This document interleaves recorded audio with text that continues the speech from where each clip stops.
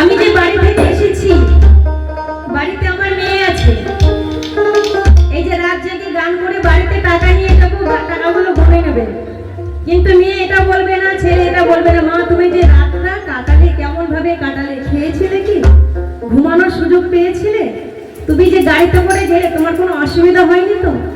এটা কিন্তু কেউ আর বলবে না, কারণ আমি রাত জেগে গান করে পয়সা নিয়ে যাব, সেই টাকা আমাকে হিসাব দিতে হবে বাড়িতে গেলে।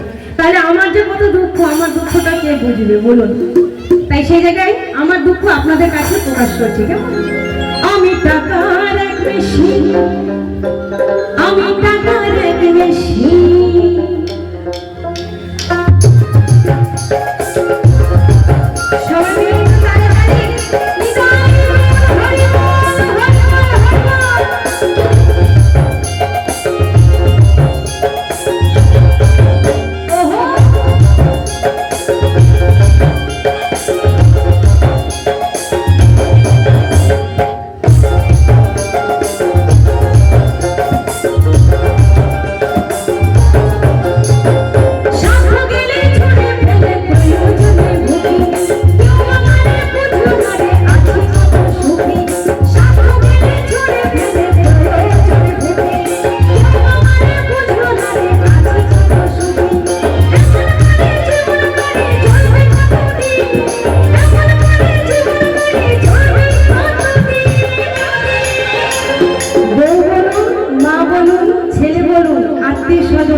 সবাই চেনে কি?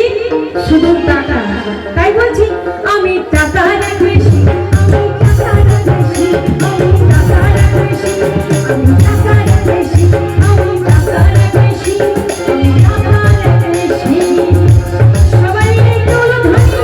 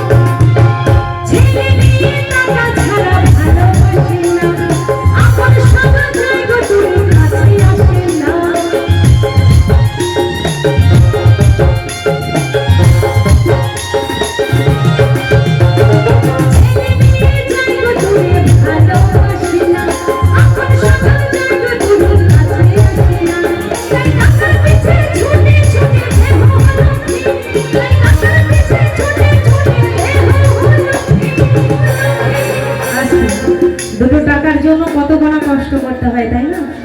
কত ছেলে মেয়ে বিদেশে যায়, কত মায়েরা কত বাবারা রাত জেগে পরিশ্রম করে তবেই হয়তো তার দিন মজুরি টাকা ভরে আনে। তাহলে এই যে টাকার পিছনে ছুটে ছুটে আমরা দেহটাকে শেষ করে দিচ্ছি, তবু আমাদের কি হচ্ছে? কোনো লাভ হচ্ছে না। এই দেহটা সত্যি করে একটা টাকার মেশিন। তাই বলছি আমি টাকার এক মেশিন, আমি টাকার এক মেশিন, আমি টাকার এক মেশিন, আমি টাকার এক মেশিন।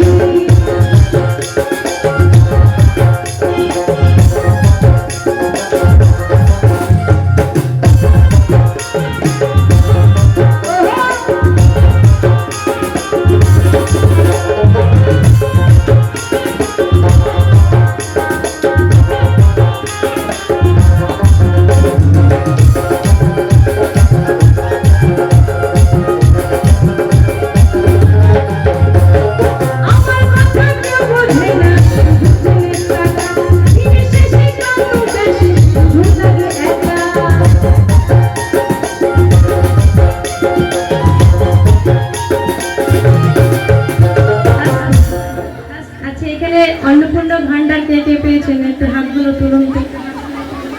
সবাই পেয়েছে? অন্নপূর্ণা টাকা পাননি? আমাদের গ্রামে এক বুড়ি আছে, আমার তাকে দিদা বলি, কিন্তু রাগ করার জন্য তাকে বুড়ি বুড়ি বলেই ডাকে। বুড়ি এতদিন ধরে টাকা পেয়েছিল, শেষকালে এখন আর টাকা পায় না, তার ছেলে মেয়েও তাকে আর দেখে না। যার জন্য বুড়ি একদিন রাগ করে এসে আমার বাড়িতে বলছে, আমি যদি একটা এটিএম মেশিন হতে পারতাম, লোকে টাকা দিত আর বের করতো, তার মধ্যে থেকে আমি চুরি করে রাখতাম। তাই কি কখনো হয়? হয় না। তাই কি বলছি, চলো